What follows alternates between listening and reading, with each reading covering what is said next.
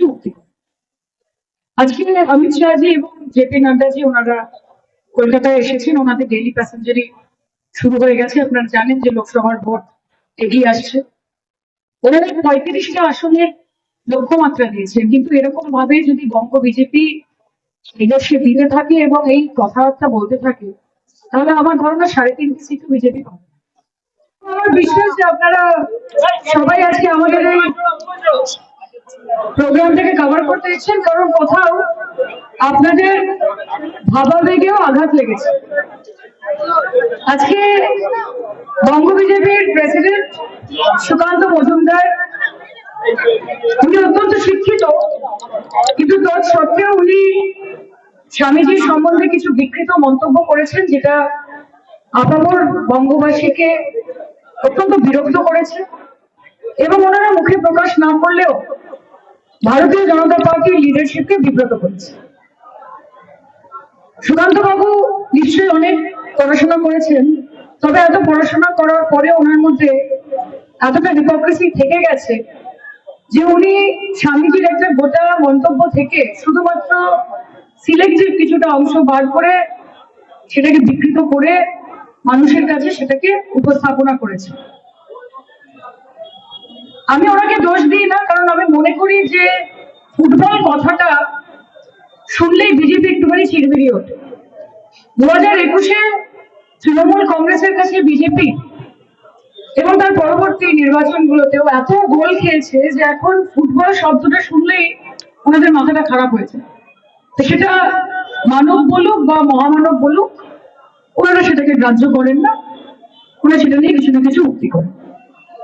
আজকে অমিত শাহজি এবং জেপি নাড্ডাজি ওনারা কলকাতায় এসেছেন, ওনাদের ডেইলি প্যাসেঞ্জারি শুরু হয়ে গেছে। আপনারা জানেন যে লোকসভার ভোট এগিয়ে আসছে। ওনারা 35টা আসনের লক্ষ্যমাত্রা দিয়েছেন, কিন্তু এরকম ভাবে যদি বঙ্গ বিজেপি লিডারশিপ দিতে থাকে এবং এই কথাবার্তা বলতে থাকে, তাহলে আমার ধারণা 3.5 সিটও বিজেপি পাবে না, এটা আমার মনে হয়। কারণ দেখুন, রবীন্দ্রনাথ তো বিজেপির নয়, ঈশ্বরচন্দ্র বিদ্যাসাগর বিজেপির নয়, স্বামী বিবেকানন্দ বিজেপির নয়, এবং সেই জন্য বাংলাও বিজেপি। ওনাদেরকে বোঝার জন্য, ওনাকে উপলব্ধি করার জন্য অনেক গভীরে যেতে হয়। বিবেকানন্দ যারা পড়েছেন, যারা শুনেছেন, যারা ওনার বাণীর সম্বন্ধে অবগত, বিবেকানন্দ কোনোদিন বলেননি যে গীতা পাঠ না করে ফুটবল খেলে। উনি কর্মযোগের কথা বলেছেন, যেটা গীতাতে নিজেই উল্লেখ করা হয়েছে যে Hinduism is a philosophy of action, not merely bookish knowledge. এবং শারীরিক সক্ষমতার অনেকটা প্রয়োজন। যে কোনো বড় সাধনা করার আগে গীতার মতো একটা কঠিন বিষয়, এত ডিপ ইন্টেন্স একটা বিষয় বোঝার আগে শারীরিকভাবে তৈরি হতে হয়।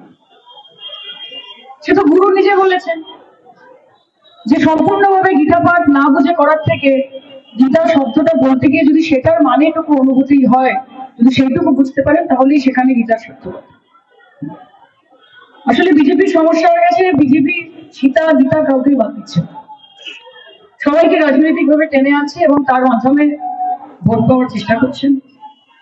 কিন্তু এই কালচারটা বাংলায় চলবে না। দেখুন, ওনারা যদি মনে করেন যে শুধুমাত্র গীতা পাঠ করলে রাজ্যপাঠ হাতে আসবে, তাহলে এটা ওনাদের অত্যন্ত ভুল ধারণা। আজকে বিজেপি তো রামের কথা বলে, রামচন্দ্র।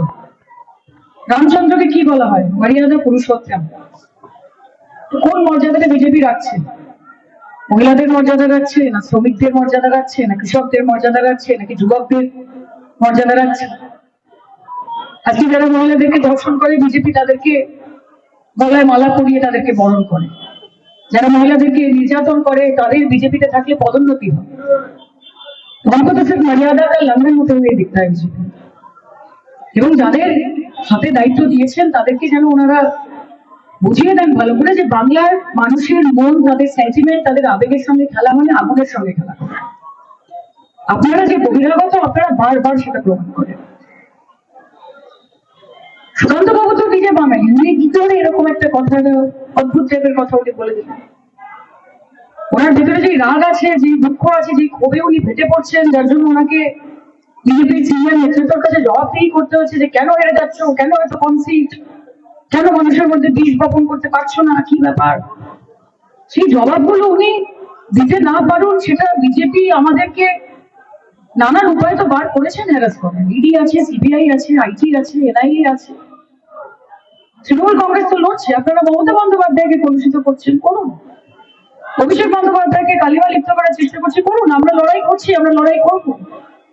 কিন্তু আমাদের মনীষীদেরকে, আমাদের মহামানবদেরকে বাদ দিন, ওনাদেরকে ছেড়ে দিন, ওনাদেরকে আপনাদের এই নোংরা রাজনীতির মধ্যে আনবেন। এতে বাংলার মানুষের খারাপ লাগে, তাদের কষ্ট হবে। আপনারা মন্দির বানান, মসজিদ বানান, আপনারা গুরুদ্বার, আপনারা সবকিছু ধর্মীয় ভাবে আপনারা যেরকম ভাবে এগোচ্ছেন, কিন্তু ধর্মের সঙ্গে তো কর্মেরও প্রয়োজনীয়তা রয়েছে। আজকে স্বামীজি জীবনের আইকন, 12 তারিখে ওনার জন্মদিনে আমরা প্রত্যেকে আসবো এখানে আবার পথ প্রদর্শন। তো যুবদের তো ধর্মের সঙ্গে কর্মও লাগবে নাকি? আজকে বড় বড় লিডার তারা যখন কর্ম বাদ দিয়ে বাকি সব নিয়ে মজে ওঠেন, তখন ভারতবর্ষের মানুষের চিন্তা হয় যে সত্যি আমরা কোন দিকে যাচ্ছি। মন্দির বানান, তাতে অসুবিধা নেই, কিন্তু যুবকরা বুঝতে পারছে যে এতগুলো মন্দির হচ্ছে নিশ্চয়ই আমাদের বাটি ধরে মন্দিরের সিঁড়িতে বসতে হবে, সেই জন্যই তৈরি হচ্ছে। কারণ চাকরি নেই, তো পড়াশোনা নেই, কি আছে, শিক্ষা নেই, কর্ম নেই, অন্য নেই। এবং আমরা মনে করি যে বাম আমলকে বাদ দিয়ে রামরাজ্য, যেটার কথা আপনারা বলেন, যেখানে সুখ সমৃদ্ধি, শান্তি, ন্যায়, বিচার, সদ্ভাব, ভালোবাসা, শান্তি, উন্নয়ন, এই প্রত্যেকটা সবকিছু কিন্তু এই পশ্চিমবঙ্গের বুকে মমতা বন্দ্যোপাধ্যায় স্থাপন করছেন, সেটা আপনারা করেন। আপনারা মুখে বলছেন বেটি বাঁচাও, বেটি পড়াও, ট্রাকে লিখছেন, কিন্তু সেটার অ্যাপ্লিকেশন হচ্ছে না। সেটার অ্যাপ্লিকেশন মমতা বন্দ্যোপাধ্যায় করছেন, কন্যাশ্রী করে, রূপশ্রী করে, সবুজ সাথী করে, লক্ষ্মীর ভান্ডার করে।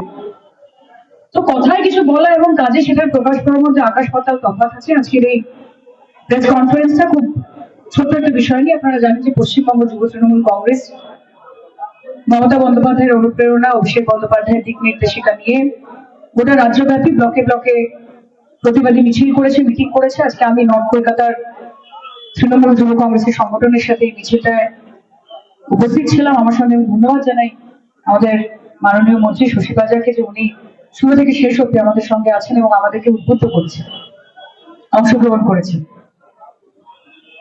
তাই আপনাদেরকে আমরা জানাতে চাই যে আমাদের এই লড়াই আগামী দিনেও চলবে।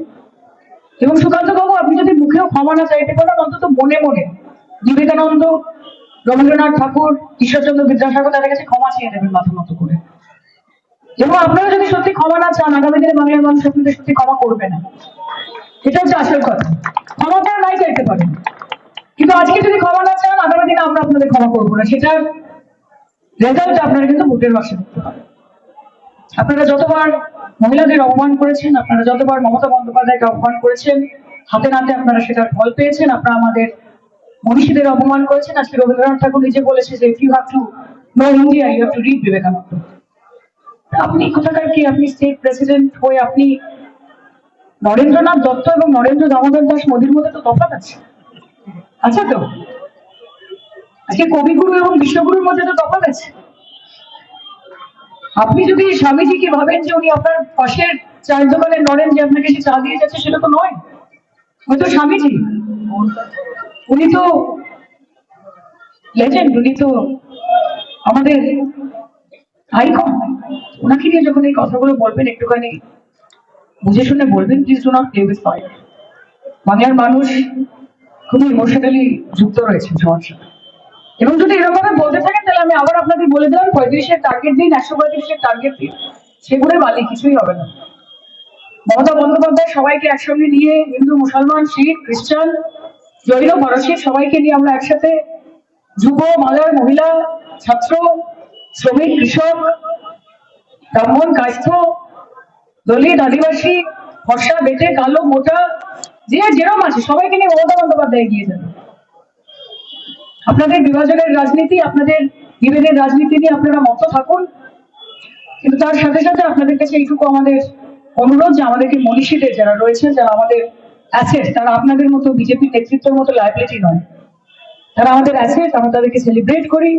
তারা আমাদেরকে আগামী দিনে পথপ্রদর্শক হিসেবে ওনারা আমাদের গাইড করেন। ওনাদের বাণী, ওনাদের কথা, আমরা গুরু ভাবে থাকি, গুরু প্রেমে থাকি। কাজে আমাদেরকে এসব বলে নিজেদের জায়গাগুলোকে ক্রমশ আপনারা নিজেরা নড়িয়ে দিচ্ছেন। এটা বলে আমি আপনাদের সকলকে জানাতে চাই যে আমরা ধিক্কার জানাচ্ছি। সুকান্ত বাবু যে কথাটি বলেছেন তার জন্য ওনার লজ্জা হওয়া উচিত, এবং আপনাদের সামনে উনি যতই এখন উল্টো গান গাইছেন এবং বলছেন যে না আমি তো এরকম কিছু বলিনি, ঢোক গিলছেন, ভাব সম্প্রসারণ করছেন, কিন্তু বাংলার মানুষ ধরে ফেলেছে। কাজে ইগো সঙ্গে নিয়ে যদি সামনাসামনি ক্ষমা নাও চান, মনে মনে আজকে যখন বাড়ি যাবেন রাত্রেবেলা, আপনার ঘরে নিশ্চয়ই ছবি থাকবে না বিবেকানন্দ, মোবাইল একটা বার করবেন গুগল করে, এবং মাথা নত করে হাত জোর করে ওনার কাছে ক্ষমা চাইবেন যে আমার এটা বলা উচিত হয়। তাহলেই দেখবেন যে অন্তত ওনার আশীর্বাদ স্বরূপ 1000-2 ভোট তো আপনারা পেয়ে যাবেন, যদি পুরোটা না পান। আপনারা সবাই ভালো থাকবেন। আমি আরেকবার ধন্যবাদ জানাচ্ছি। আমি শশীদিকে রিকোয়েস্ট করবো আজকে পুরো এই মিছিলটাতে উনি আমাদের সঙ্গে ছিলেন, আমাদেরকে উদ্বুদ্ধ করেছেন, দুটো কথা যদি উনি বলেন তাহলে আমাদের খুব ভালো লাগবে।